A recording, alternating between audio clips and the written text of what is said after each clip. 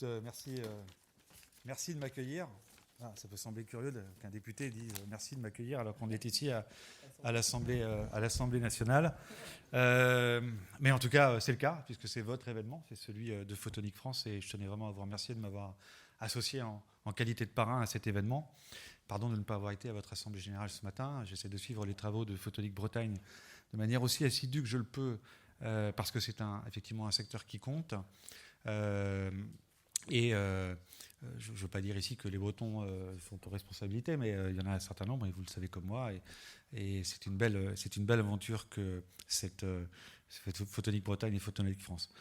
Une anecdote comme ça, puisque j'étais avec certains d'entre vous, je pense notamment à David Méchin hier, à recevoir la directrice générale d'Orange sur le site de Lannion, qui fêtait ses 60 ans, site de recherche de Lannion, qui a créé par le passé le Minitel, plus récemment la Liveboxis. Et David me dit, mais il faut que tu parles à la directrice générale de la génération de clés quantiques sur fibre creuse.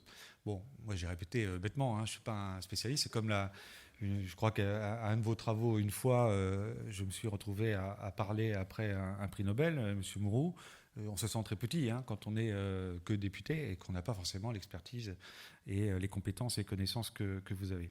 Alors je ne vais pas être trop long, mais je vais faire ce mot d'accueil qu'on m'a demandé de vous faire et vous dire que c'est évidemment un plaisir de vous accueillir aujourd'hui à l'Assemblée nationale pour mettre en lumière une filière trop méconnue du grand public.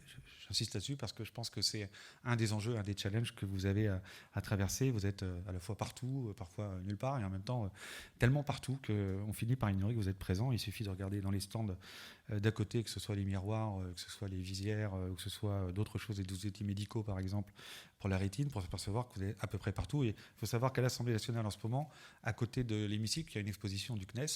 Et donc, il doit y avoir un ROV quelque part, dont j'imagine qu'il a quelques bouts de fibres ou d'autres capteurs qui viennent du milieu de la photonique. La photonique est en effet bien plus qu'une simple discipline, elle est une véritable clé qui ouvre la porte de l'innovation pour notre siècle. J'en veux pour preuve le nombre de scientifiques récompensés par un prix Nobel pour leurs travaux sur la photonique ces dernières années. Pas moins de 4 Français se sont vus décerner le prestigieux prix Nobel de physique pour leurs travaux sur la photonique. En 2022, ainsi, Alain Aspect a reçu cette distinction pour ses recherches sur les photons intriqués. Au total, depuis la naissance de la science photonique dans les années 60, ce ne sont pas moins de 16 prix Nobel qui ont honoré les travaux de cette discipline. Il s'agit donc d'un domaine d'excellence dans lequel la France est à l'avant-garde. Au-delà, la photonique est omniprésente dans notre vie quotidienne, je viens de le dire, bien que nous n'en ayons pas toujours conscience, des fibres optiques jusqu'aux écrans haute résolution de nos téléphones intelligents, en passant par les lasers qui révolutionnent la médecine et l'industrie, la photonique est le moteur de nombreuses avancées technologiques. Si la France est à l'avant-garde de ces innovations, c'est en partie grâce à nos formations, nos savoir-faire d'excellence. Un bac pro optique photonique verra bientôt le jour et viendra compléter nos écoles et universités déjà reconnues à l'international. Car la photonique est un secteur d'avenir pour nos emplois et notre industrie. À Lannion, par exemple, ne voulez pas de citer Lannion, pas fruit du hasard, je suis de cette 5e circonscription des Côtes-d'Armor, mais la filière photonique dépasse aujourd'hui celle des télécoms en nombre d'effectifs. Et dans l'imaginaire collectif, Lannion, c'est le berceau des télécoms, ça continue de l'être. Pour autant, la réalité des prix ou la réalité des chiffres, c'est qu'aujourd'hui, l'écosystème photonique a dépassé en effectif celui des télécoms, malgré la présence d'acteurs majeurs comme Orange, Qualcomm, Nokia, Ericsson et d'autres. C'est sans précédent et représentatif de l'essor du secteur. La photonique aujourd'hui, c'est plus de 1000 entreprises, 20 milliards d'euros de chiffre d'affaires annuel, 80 000 emplois et 5 000 à venir dans les prochaines années, rien qu'en France. C'est pourquoi il est essentiel de mettre en lumière l'importance de ce secteur. Les investissements dans la recherche et le développement de la photonique doivent être soutenus et encouragés. Je le répéterai à Bruno Bonnel, je crois que vous l'avez déjà rencontré pour certains nombre d'entre vous. En favorisant la collaboration entre les universités, les entreprises, le gouvernement, nous pouvons accélérer l'innovation et créer des écosystèmes dynamiques propices à la croissance du secteur. C'est d'autant plus indispensable dans le contexte actuel de réindustrialisation impulsé par la France et par le président de la République. La photonique joue un rôle essentiel en permettant le développement de technologies de pointe, en favorisant l'automatisation des processus de production, en améliorant l'efficacité énergétique. La photonique est au carrefour d'un certain nombre des enjeux et des challenges que nous avons à relever pour les années qui viennent. Le plan France 2030 nous a déjà permis de renforcer la dynamique du secteur.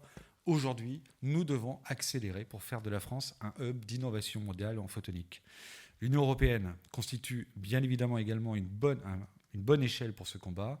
Dès 2009, elle a identifié la photonique comme l'une des 6 technologies clés pour l'Europe.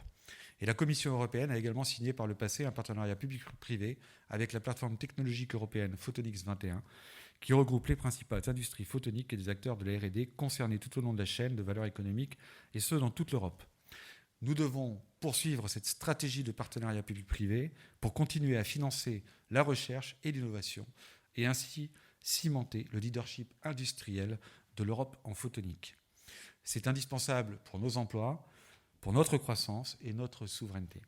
Enfin, je tenais à remercier chacun d'entre vous pour votre soutien à ce secteur vital, pour votre volonté de promouvoir la recherche et l'innovation, et pour votre combat pour rappeler l'importance de la photonique dans nos vies. Comme je dis à d'autres occasions, il est temps, je crois, dans notre pays, comme dans d'autres, de remettre la science au milieu du village après avoir occupé le village par bien d'autres choses.